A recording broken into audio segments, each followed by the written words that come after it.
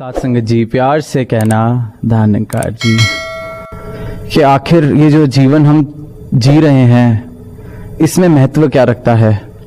इस जीवन में रस किस चीज़ से है, इस जीवन में आनंद किस चीज़ से है, इस जीवन में क्या इल्यूजन्स हैं, क्या टेम्पररी है, क्या परमानेंट है।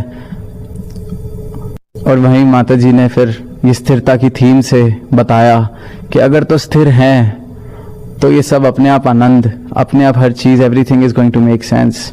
विचार में भी हुजूर ने इसी तरफ इशारा किया।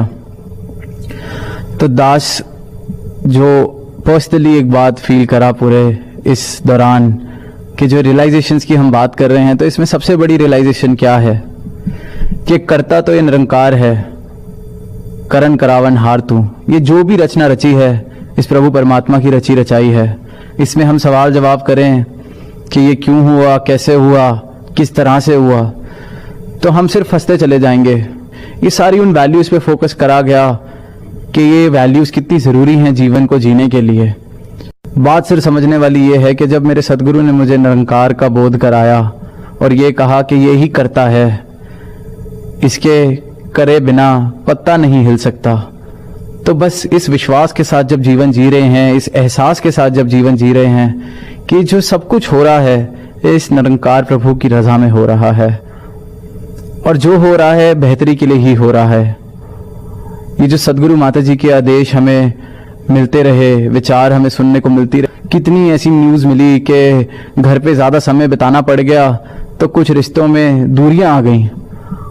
तो सुन के बड़ी हैरानी होती है कि कहा तो वैसे ये जाता है कि जितना साथ रहोगे रिश्ते आपके मजबूत होते जाते हैं, पर जिस तरह से पढ़ने का मौका मिला, न्यूज़ भी देखने को मौका मिला कि लोगों को जो इकट्ठे घर पे बंद के रहना पड़ गया तो रिश्तों में दूरियां आ गईं। चाहे वो मियाँ बीवी का रिश्ता था या फिर बच्चों के साथ या बड़ों के साथ, जिस तरह से भी। तो ये क्यों, इसके पीछे कारण क्या है? क्यों हम मानव हो के भी मानव अपने रिलेशंस नहीं निभा पा रहा है? तो अरदास तो ऐसे मौके पे यही बनती है कि हमें ये एहसास हमेशा बना रहे कि हम अगर इंसान हैं, मानव हैं, तो किसी वजह से मानव हैं। अगर हमारे अंदर से वो बात निकाल ली जाएगी, वो गुण निकाल लिए जाएंगे, तो फिर हम मानव कहलाने लायक नहीं बचते। एंड दी अदर रियलाइजेशन, जो दूसरी रियलाइजेशन साथ संगत, जो सबसे बड़ा जीवन का एक हम अपना अगर थंब रूल बना लें कि सदगुरु से बड़ा दातार है ही नहीं, इनसे बड़ी शक्ति कोई है ही नहीं। ये चाहें तो कुछ भी कर सकते हैं, तो जो हो रहा है इनकी रजा में ही है। और इनका एक एक शब्द जो हमने विचार रूप में सुन रहे हैं, चाहे वो ऑनलाइन प्लेटफॉर्म से आ रहा है, वो सिर्फ इनके संतों के लिए नहीं है, वो सारे सारे सारे ही संसार के लिए है। क्योंकि ये तो सारे संसार के लिए आए हैं, एक सिर्फ आपके लिए, मेरे लिए, हम कुछ चंद जो यहाँ ये बैठे होते हैं यूजुअली, या हम अभी जितनी स्क्रीन्स पे हम लाखों करोड़ों सुन रहे हैं, ये सब के लिए आए हैं। और तभी इनकी जो विचारें हैं, तभी जो इनके संदेश हैं, वो सबको सुखी करने वाले हैं कि ये स्थिरता आएगी जीवन में तो अपने आप ही हमारे रिश्ते भी ठीक हो जाएंगे। ऐसे कठिन समय में हम परेशानी से नहीं गुजरेंगे, ये समा भी आराम से निकल जाएगा।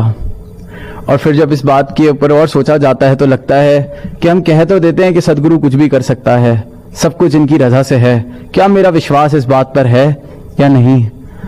पर समझने वाली बात यह है कि ये जो रचा जाता है, ये जो रचना रची जाती है, चाहे हम इसको समागम कहते हैं या और भी सत्संग, टूर्स, या जो दर्शन सदगुरु माता जी हमें देते हैं, या युगों युगों से सदगुरु ने अपनी वाणी इस तरह से कही, इस तरह से लिखी कि ये मानव समझ सके, वो इसलिए है क्योंकि इनके मन में हमारे लिए करुणा है, दया का भाव है कि इनको समझाने के लिए, इनको बताने के लिए इनकी तरह बात करनी पड़ेगी, उस भाषा में कहना पड़ेगा जिससे बच्चे समझ सकें।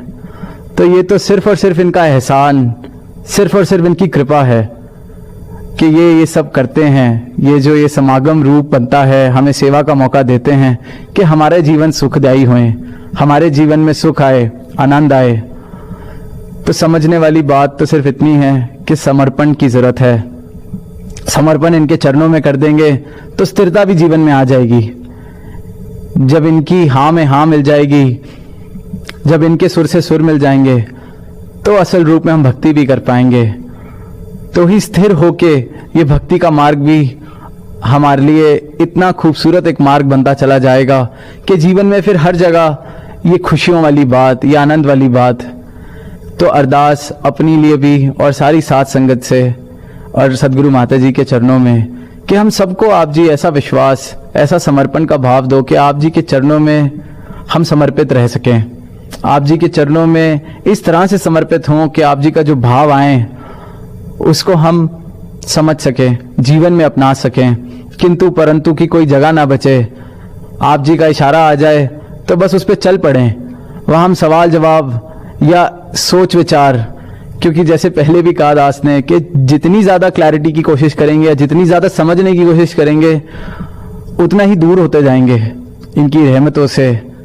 बस एक बारी सरेंडर करके let's just flow with Nirankar, let's just flow where and realize that it is our Sadguru's grace that we are all here smiling and seeking these blessings।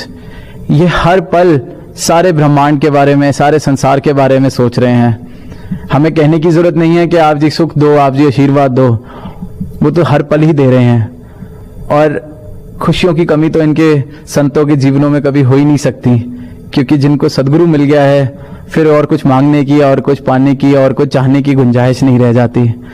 तो इसी भाव के साथ, इसी अरदास के साथ सारे ही संसार के लिए, सारे ही ब्रह्मांड के लिए कि आप जी खुश हो तो हर जगह खुशी होगी, कि काम काज सबके हर तरह से सबको आप जी ने भरपूर रखना है, कृपा करना, हर घर में खुशी देना और हर घर में आप जी की ये जो शिक्षाएं हैं ये पहुँचें और आप जी के दर्शन करते करते, आप जी के चरणों की भक्ति कर करके एक एक बच्चा इस मिशन का, इस संसार का खुशियां बनाए। साथ संगत जी प्यार से।